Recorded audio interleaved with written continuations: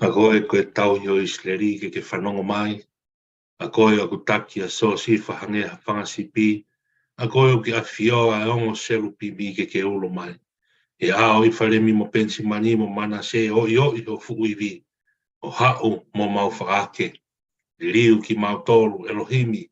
Pe tuku ke ulo mai ho fofonga. Ka mau mo uiai.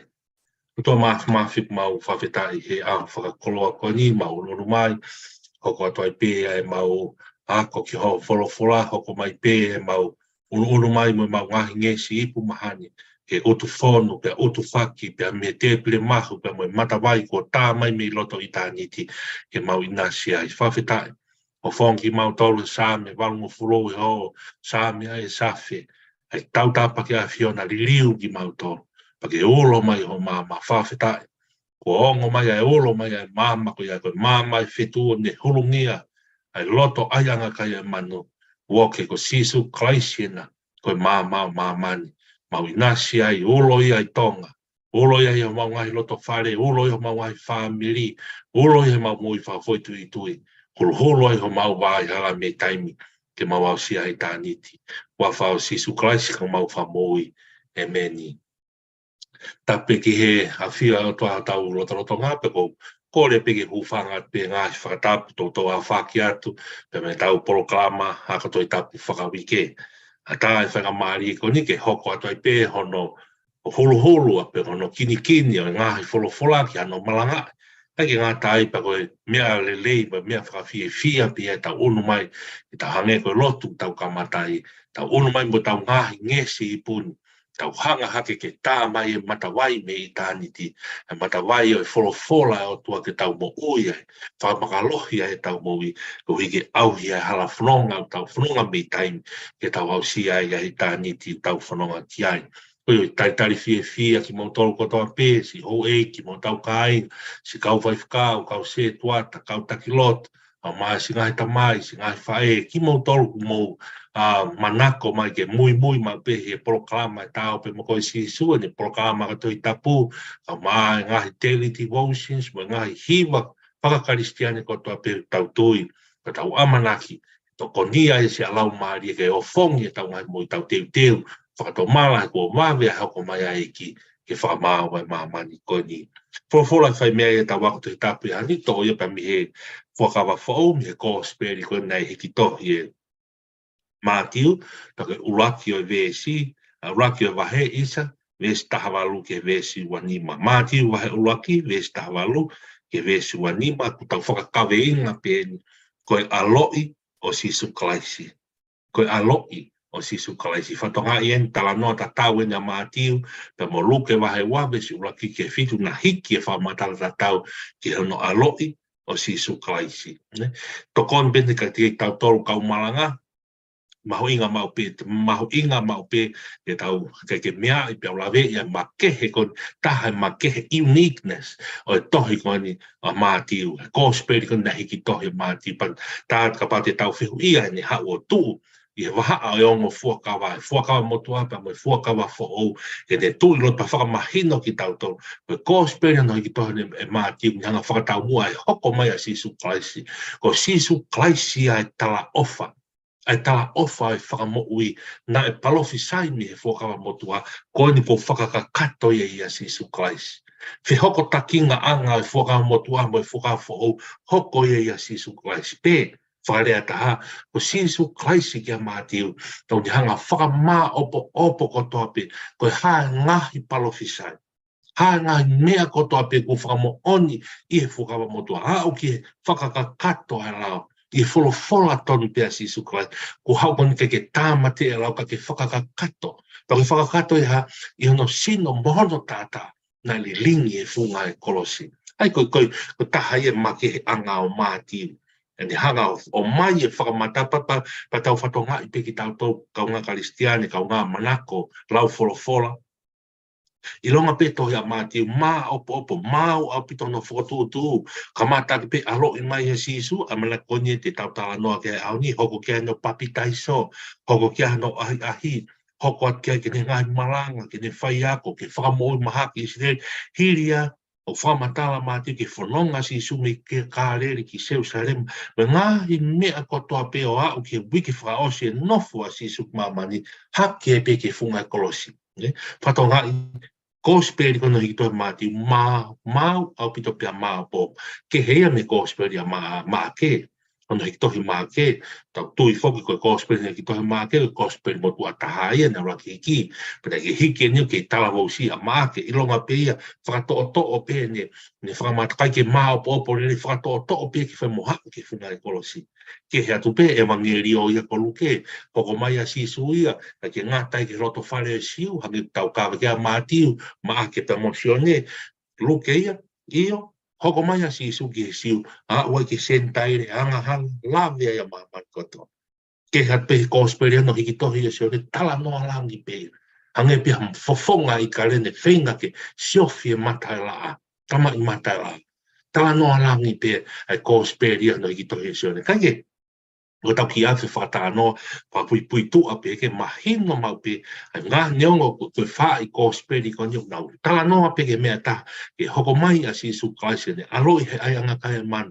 na ne maranga pe whai ako hake ke funga kolosi pa ne wholofola mai pe who ki maa mano maranga I ne wholo nau taha ko tope nau tō kia pe nau tala noa to taha pe ke eiko sisu klaisi nau to kehe pe ngahi na tula ke o hanga na fatu gospel hangi ko whakatala noa a ni e tala noa ke fatu gospel ko no hiki tohi e mātiu sai wahe ulua ki penia hangi ko tatau whakatala noa ke ane nai whakapui tua ka mata penia no tala noa e mātiu ko e anga ini ai whaunga pe ko ne hiki ne he tohi a historia o ne whakamanatu ko ne tala mai ki en ka tiki tau tō ha karistian ai ko e whaunga ini ko e anga ni ono aloi o e ko sisu kalaisi kai tau lau pe ngahi vesi ko toa pe vai pe tau ngahi anga mahi ni whakauhinga ko toa pe ngahi vesi whai ono whakamāpopo to kon bia ki tau tolu ngahi vesi te fito ki hano malanga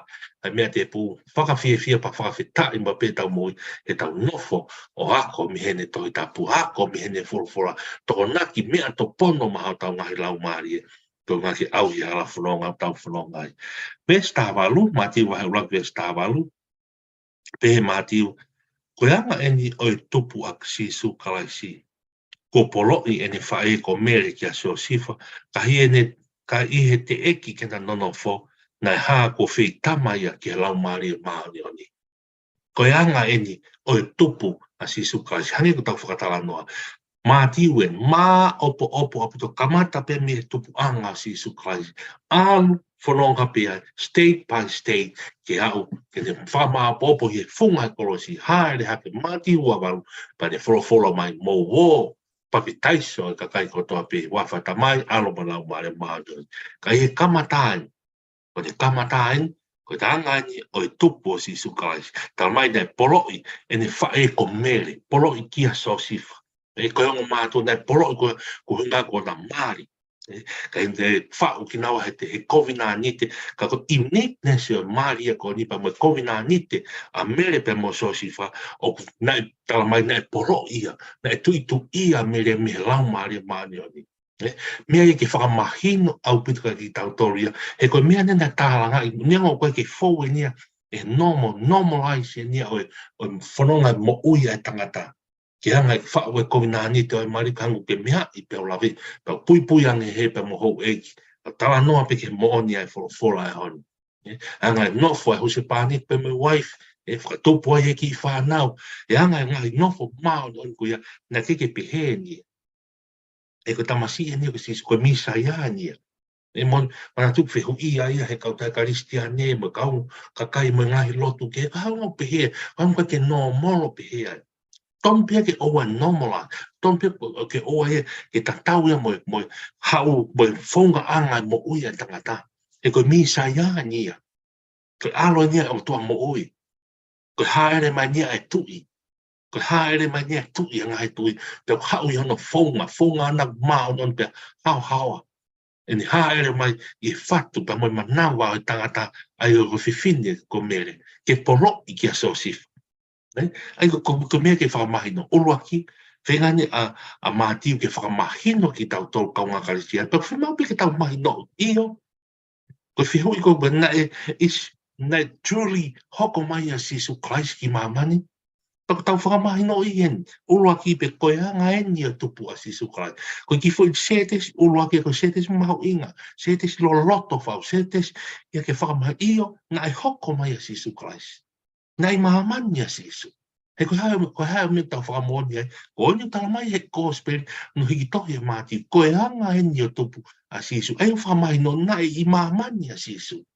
E tau whatonga i ang, tau ngā karistiani, pauta ki whaloa atu e anga e tau whatotolo toi tapu me anga e tau ilo ke whakamamani e viu e mamani ko ni ke karistiane pe mo eiko sisu kaisi lahe ka kai mama pe ke nautui natu ne hau ma sisu i hau ke kau lotu siu me ka kai peni i loto seu sare ma kau siu ko ni nau ki tata uri ngai kawa lolo nau alu tau nau keunga ko ka kai ko kau lotu siu ko me kui ko le whakapiritane ko tiltations Pero nau tau ke nau tui nau tau te ke hoko mai a sisu.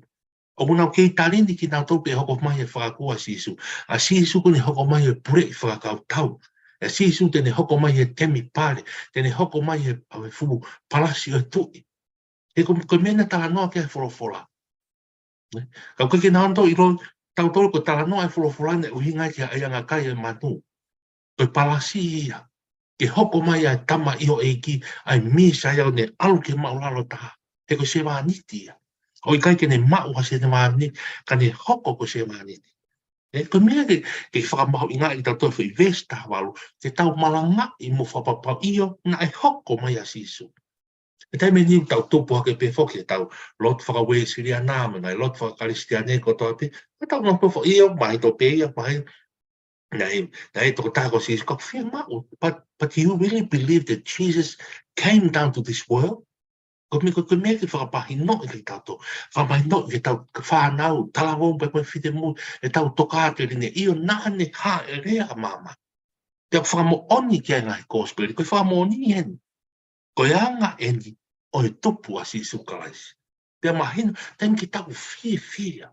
Pea pā mama, hange ko sāme waru mo furu ko tau whakatala noa ke lau kamata ake tau ako toi tau. A koe ai tau i o Israel. Nei tau tapa e whatu sāme asaf. Pari whau tau tapa ke li riu ki mautou. Hoko mai, Elohim i sāpahat, li riu pa ke ulo mai o fofonga. Ko tau tapa mo e kore ia. Paka hamena hoko nai tari e kore ko ia. Ai ni ko tala no ke a matiu I he vesta walupe. Ko e anga ni o tupu a sisu kalaisi. Na e tali lotu, na e hoko mai a mama ko e maman. Na tāpane kare ai ko Jesu Christ. Ai Immanuel ai o tuai mamat. Poi lei ne ulaki pia vestava. Kai ke to hoko mai hono waia poloi ai fae ko meri ke sio sifu. Kai ke pani hoko mai pa tu ia pa feitama ho fanga fatapu a meri ke lau mare madon. Kai ke tako kon. Pesta haiwa. Pia ko sio sifa ko hono wa. Niamo ko tangata tau I tutu uni. Kana kai te ne loto ke whaka ilo ia. Ana ne pehe ke tukuange whakafufu pe. Os mahina me peta la mai pui tua o tangata ko sio sifa. O tamai ko tangata ko sio sifa ko tufunga. Ko sene ngā ue pa mo tare ni ti ko tufunga pe e ngai kolo tuku uta o nā sare ti. Mea pe tau ilo me ko hako ni o te vita. Tamai ko hono urunganga I tangata whakaaki nui, ko tangata whaito tonu. He's a righteous man. Ko tangata whaito, ko tangata apasia o tua. Ko tangata ani kung hanga mana wahe ki o tio tala mai na kai ki ne loto ki whaka ilo ia ki kakai. Na ne loto ka ne peke tukuange whafufupe. Ko sio sifai. Kai ke tala noa tukuange whafufu me kai ki wha ilo. E taimi ka na e ongo mai ko whei tama pe ko tui tu ia hono. Hono waifi ke lau mare maani. Neongo ko tama ene tau I tutu ni, neongo ne tau lau, neongo ko tangata apasia. Ka manatu o ke iai pe ongo ko tangata. Sio sifa. Ni ai pe ene ongo. E pe hei pe e tau mo ui. Make sense pe ke tau toru ia. Anga tu kunga mam. Ko pau pe ke tau suspicious pe ke ria refa pita tania. Ko pau pe ke tau ongo I confess what happened. Ko mi ana ien. Ko mi hoko. Ko tonga pe te mari pe moto. Pa o family mo to wifi ta mai tu ia ke lau mare man e fe ia pe ta mana tu ko ki fi I siu yang si ia ko ni o hoia mama ne ke faka o hinga mai ko hai e kau lotu ke he me kau kai ke lot fa kristiane ke fe ia fi I siu ko ka mana tu hanga ta fa ta no ke mana tu ko hoko mai ni a misa ia ko hoko mai alo ko pa pe ke ma ke ia e kai ke fonga tangata fai aki pe de hoko mai e manawa tangata fai aki pe e koe misa ia e koe alo to ko tu I ni ngai tu I te poi pe ne fonga an e ke pe ia me tangata kai ke vesta hai wa veswa noa pero lo tonga ne fifili ki ngai me an e ko so sifa na ne fifili hanga ko ta whakatala noa Neongo ne kai ke ne si loto ki whaka ilo pe aria tala whaka whakailo ke whamawanga tala ke kaupo ko hae mea ko a kai ke ngata pe alo tala whai ngā ngongo ke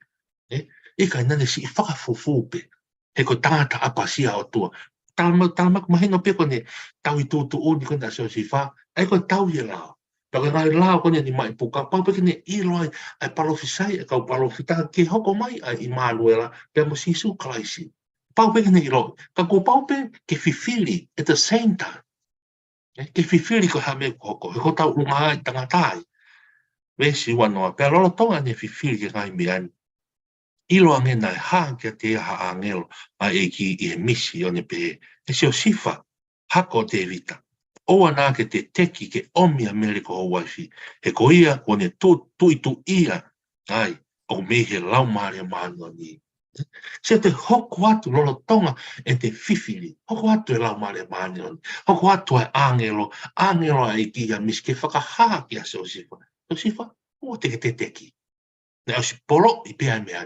Na o si tālanga I pēa me mua. Na o si om pēa mele kō waifi. He kone tuitu ia. Kone tuitu ia kone koe hoko ia miha tangata. Whakatapu, pe hoko ngahi affairs. Pe hoko ngahi miha ngeku. Ta wala anga mo ia he māmani koe ni. Māmani anga hala koe ni. A koe hoko nia mihe lau maare maoni o ni. Hoko maoni oni e nia. Ta koe mea nia e sio sifa koe lea e anga. Koe mea nia koe tupu koso. Toka ko me ania ko fi halaki e ko me ania ko me aina to o vale pe hoko I kai to me ania so sifa na stala ngai pe me mo na spolo pe me mo pe ton ke fia ko he so sifa fia ko e ku hoko homo ui pe mo ho wai fi mo manawa ke faka fo mai ai tu I ngai tu hangi tano ke puna ke ono ngai fa ngo fu mata to ko vesfa tau hewa malu ia si haa whawhine ko toa pe aki tau nā wale ko tau whae ki hau. Pako tui ko whawhetai a ngai a hon. e hoko mai a si so pa ko ni fa lo to la yen na fai he angelo o tala ki aso si fa pa pau so si ko mea hoko ko na o ko mei he lau maria mane o ni o pe he pa pe tau mo la pe apply ai vesi ua no ko ni ke hanga tau hi lo tu hanga tau fai e fina hanga e tau fai e fina ngaro o tua tau fronga ko kau nga kristiane ko pau pe ki ai ngai po le mo ui tai mi pau pe ke tau ho ha pau pe ke tau ongo tau whakaukau hanga ko ha o koe whanonga na yen pe mo si su ke lahi e a wha hoko anga he mata au lahi anga e ko masi wā tai me niu tau nofo ke e ki tau malanga e ne wholofola tau oko si kau whaiwhi kau tala ngongo le le ka tau sua tau tolu ki kau ngā whanonga ko koe ke tau malanga e na toi wholofola koe ke tau talaki na toi ngongo le le o si su kalaisi ka kunau tu mahari e pe tau tolu aku nau o pena to pati pe aku nau na ngai me aku no mari o mamani ka ku nau tu mari pe nau to ka kuau o ko alo whakapaia he lotu o ko masiwa o ko a pe ko mahaki I ako hoko ngai whainga take ke mo veve ua hangi pe ko veve ua kon tala noa ia so se whako ai veve ua he tau mo kai taime ko tau nofo ki wholofo ko lea mai ange taime ko ngai wholofo whaka roto la hia ki tau to. Tā ko tau palani ma tau wholongani ai tau to ria. O kai mei he tangata io, sai pia, mea le lei ko toa. E nau prosper, e koe parao mese atu au whai he wholofo teke, kai e kakawa I he fofonga, e kakawa I o fofonga. Io mea mahingo pe. Kai mea ko toa pe tā poa pe o toa toko tā. Kai iai aho ia, te tau tuu he whamauanga, ko tau keke angai. A koe, pia moau, tau kawe e moone kosperi, taria si su whanonga e ki laua ne whorwhora, te tau ma e tato pare amalan koe kaunia mo I tanga. A neongo te prosper e mamani ko ni, mo ngahi mea kotoa, koro te ma e mamani ko I pa pūria e ko si su klaisi. Tau os ilo kotoa pe, aho tu aho e whai e whakamau, ai whetu te au te kake. O ki awhi si ki ai, kata tau ke vesi wanoa, ke ki ho haa kone whai e aso sewa. Where hono ngā apply e tau tolu ke ngai tapa ke mo reflection ke tau mo ui, e anga e taimi o tau ki ho haa toku ai, I e hala whanonga. E taimi ku whai ai ui ai ki, ka koe taimi ku mahino ke tau tolu ai ui ai ki, whawhitai tau tuku haki, whanonga, taraki, tau ilo whapapa ki tau tolu, o tau whanongani, I e eiki, ko sisu kai, o tau whanongani, I e tataki, a e ko sisu Christ. O tau woho pepa mo e ko sisu Christ. E ko wholo hala he tau mate pe mo ui. Masiwa, tu marie, mo sia, mawhana. Ka ko tau whanonga mo sisu, o swhawhetati piau ki eki. He ko ilo au e ngātanga. Ilo au e potu te tau iku ki a ko mo uitanga. Ta tau peia, mo si mo ui a so si wha. E ne tari ia te ia. Io ke tuitu ia hono, mea lahi ia. Mea lahi ia.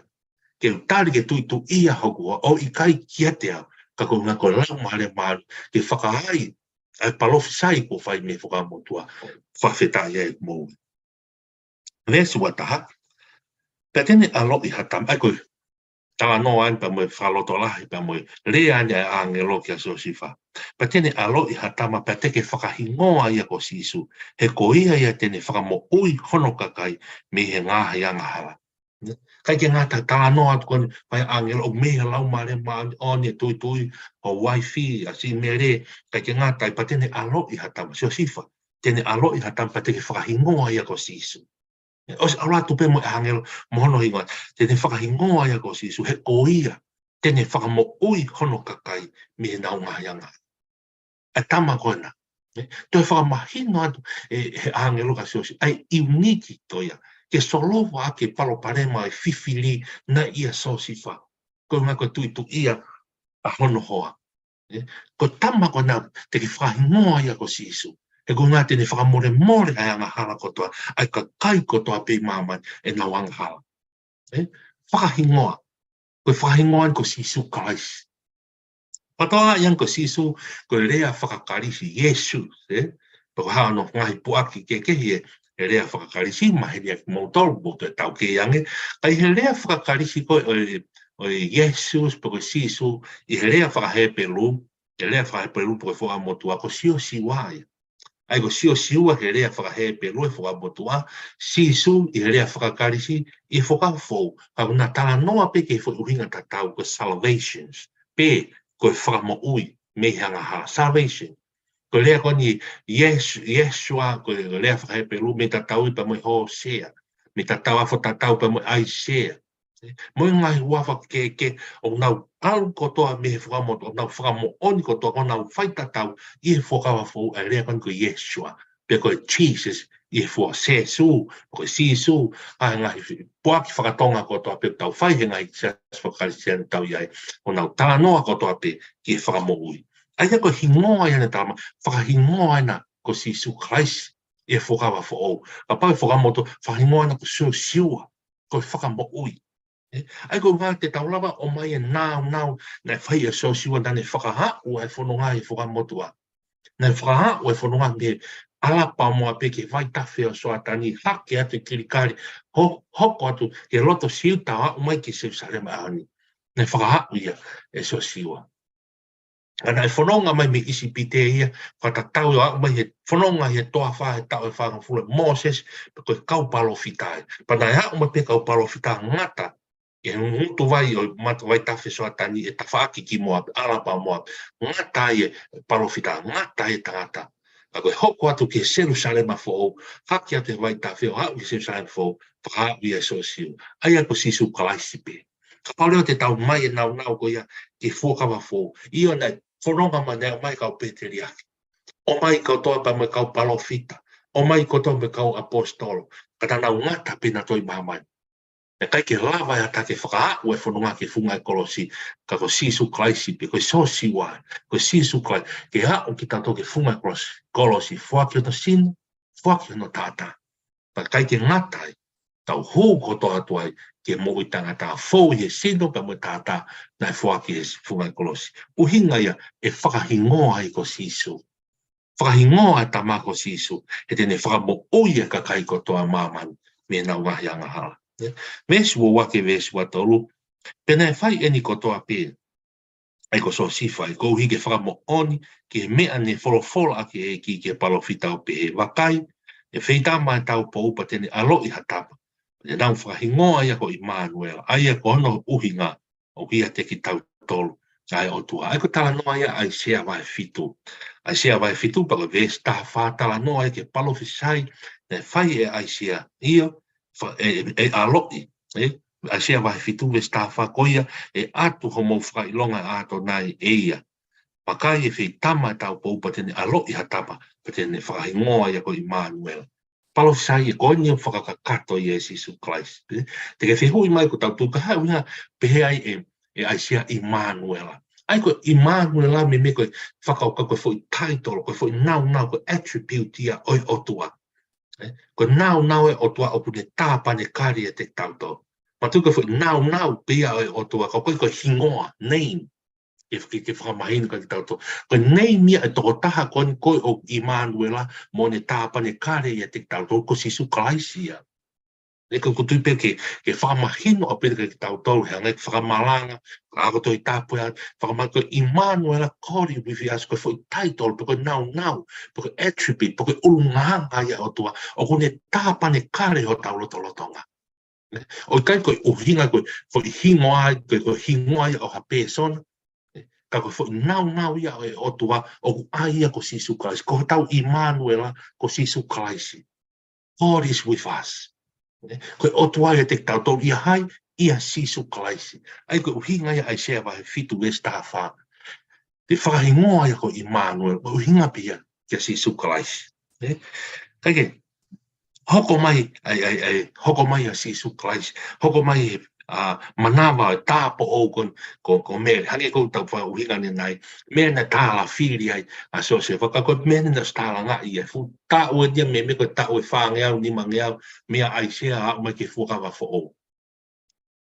E hoko mai i he tāpo o, ai a ko mere ia. Kaike, me siwa wha, pia ko ofo a so sifa mi hene mo he, katoa ngai whakamatala kotoa niko ni, ne whai ia he vesua tā, vesua ua, vesua tō, na krea ia angelo kia so sifa roto ane mo. Tamai tako ofo so sifa mene mo he, Nā ne whai o hange koe whikau e angelo ai e ki kia te ia.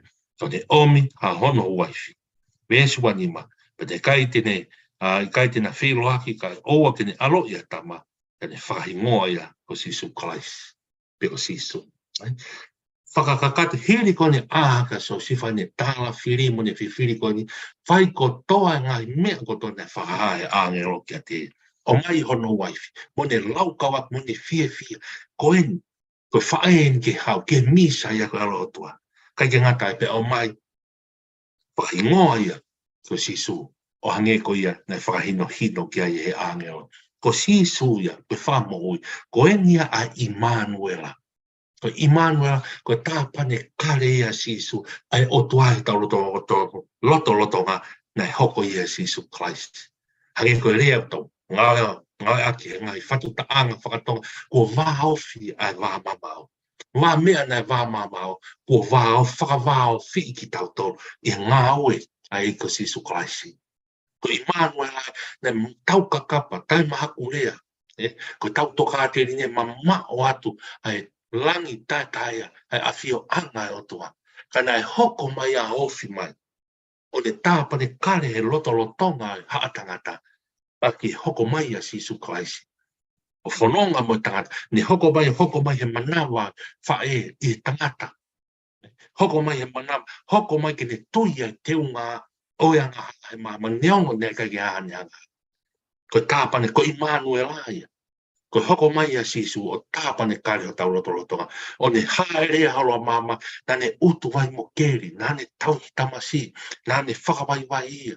Tane to'o e pesone wai, nane fufuru e whae kaua ko, nane maranga, nane whaiak, nane whaka e kui.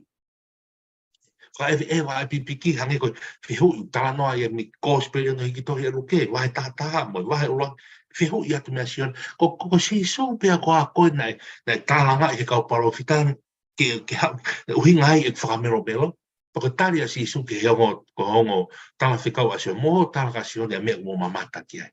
Ko whaka koe, ko whaka ewa pipiki, ko whakatau ata ina ai pōpura, kai ke ngata, ko whakamore ai anga hala.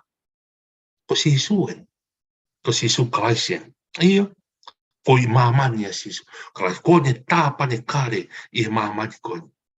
Pea ko e nia, ai whakamo oni kotoa, ai mea na lea ke e kau parafita. Hoko kotoa ia, i he ko sisu Christ. Ko i mamani a sisu. Pa te tau tō ai o whakamo o ni uruaki iyo, ngai haerea sisu ai mamani koni. Tunga ke te whakamore more, ngahi ang hala kotoa pe. Te watu ke tau whakamanatu e, ngahi aho alo i e ko sisu Christ. Ke whakamanatu ka te ki tau tōru iyo, nane i mamani. Nane kamatahi ai anga kai o manu. Haki ai ke funga e kolosi. Ke tau inasi, ke tau lawe ai, i pule anga e otua. Ai mea na kai ke tau lawe ai. Ai mea kai ke tonu ke tau ke tu noku ke tau moi ke tau mao hai moui. Koe moui na tau wharonga he māmanu ko ni kaunga karistiani. Na tau stunu kotoa pe tau toke mate anga ua. Ki ano afi pa mui suri whao heri. Kane tā lunga hoko mai a sisu Christ. Hoko mai ko tau Immanuel. Kene tāpane kare ho tau lotolotonga. Whaki hono Singapore no tātā. Ke i longa ai ai tui ki ai. Te kai tene auha. Ka tene mau ai moi tangata. Tā noa koe ki ai a Paula, te aloma wahe ulaki, pa koe vesi ulaki ke fitu. Ke whakamahino ki tau tolu ai, mahu inga ai hoko mai a sisu Christ. Ko sisu Christ koia, ne te fitu na ne hoko mai o aloi o ne tāpane kare ha tau rotolotonga. Ko inga ke tau whato mala, iho no sinu, pe mohono tata. Koia ke tau lawe ai, i he mo ui o kutangata. E kake, whawhitai ki e ki o tui whaamu pe ko hao atu le leia e tawako tui tāpu e ahon me whakamaama mo hulu e ngai wholofola o e ahoni ke whapapau i e tau mo ui ka ki tau na e hoko mai a sisu ka ne hoko mai pe whakamo oni kotoa e ngai mea kua palofisai ka iyo ne whakamo oni ki ai tako o inga e tau tala noa ke make sure na e hoko mo whakamo oni e mea kotoa na e hoko mai mama ko nga ke makaloki ai e tau tui ke o atu e tau tui o tuungai Nionga na kai ke tau mamata i o tau ngai mata whamateria whatapu hanga u tā noa ka he peru tata ai nau e tui. Tui u te hanga whakamooni ai mea u tā hāmai. U ne hanga whaka i misi ai mea u pūria mea u fufu kau hanga he tau tui. o whakaha mai ki tautou. Ke whamo oni he tautui an io, na alo ia si su Christ mamai. Ko ia pe ni na ne hake ke funga cross. Ko ia pe ke ni ko si su pe ai ni whamo oni kia ia toi tapua e whorofora. Ko si su e ko rea ia whafo. Ko rea ia kua ko fufunga mo ia. Ke tau hange o te tau ho haa. Hange ko seo si wha. Kai mao e tau tui he koe palo mesia. Koe palo fisaia. Tene i mamani. E longa ia e tui ki ai. E kai tene auha. Ka tene mao e moi tangata. Whatawange kwa urerea te tau ako toi tape au ni. Whakaroto lahi ki tau tau. Ki tau whapapau ia ki tau tui. Io. Ki tau tui ki hene peki apa mo te. Ka pau ko mo oni. Ai tui. Ene hoko mai, ene alo i he mamani. Ko au tala noa ki a mati. Uluaki. Ka whewhe aho e whakamau. Ai palo fisai aho e whakamau. Ai palo fisai koe au toe ki whakakakato. Ai aho te tau tuua i e whakamau au toa. Ko pau ke hoko, ai mea kotoa ko ia. Ko ia pia ku te toige, ai ki tamasi wale wale kona ne hoko mai. Ke loto ai anga kaya manu ne hake ke funga kolosi. Ko ia pete ne toige ne peke apa mo te tu. Ko ia te ne mau e moi tangata. Tō mafu mo whawhitai koe wholofola ai aho, whakaloto lahi e mai mau mo ui, whakaloto lahi, whakamaka ake o mau ngai lau maari e mau ngai tui teimo wain ki io, nei henia sisu.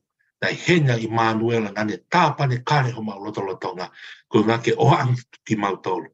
Ke oatu ki mau tolu hange koe tau tapa pa me kalanga e whatu sā me a koe ai tau e sireri ririu ki mau tolu. Olo mai e mau mo ui ai whawhitai nei olo mai e mama ko ia. Ai whetu una ne holungi ai potu e ai anga kai Peteri he masiuta. Dai me ofi ki ai pa onu ki ai e kaumaki moki mau tolu a mamani ko ke mau whamo ko ne tāpane kare mamani. Woke, koina ko ne i funga kolosi. Pata mai ko ia e tui ki hene peki apa mo te tu. He kai tene au ka tene mau e moi tanga. Ta whawheta, whakamakalohi a ki ho mau lau maari e, kau maa karistiani ko toa pe, mau kau hea honi hoko ato e mau whanonga. Lang ia sisu moi mau tui. Whapapau ka te koe sisu mau mau e moi e mau tui ka te koe sisu. Tā pe kina ki nao tolu ko toa pe, kau ngā pirikimi, kau ngā karistiani, si ngai tamai, si ngai whai, ngā mamata mai me hope. Ka pekina so mau ngai whamiri, si a kau mahaki ia, whare mahakina, si pirisonena, si a tahau ne uitou, ha tamai mati, ha tahau ne whia mao, ai lotu e hako ni, pa moi wholofola, pa moi tāpuaki o Immanuela, e tāpuaki aki mau tola e wholofola. Mōmua peka mau mui mui atu, wa whao Sisu Christ, ka ko mau whao mo ui, e meni. Ma aloa pito mo mea mai, mo mea.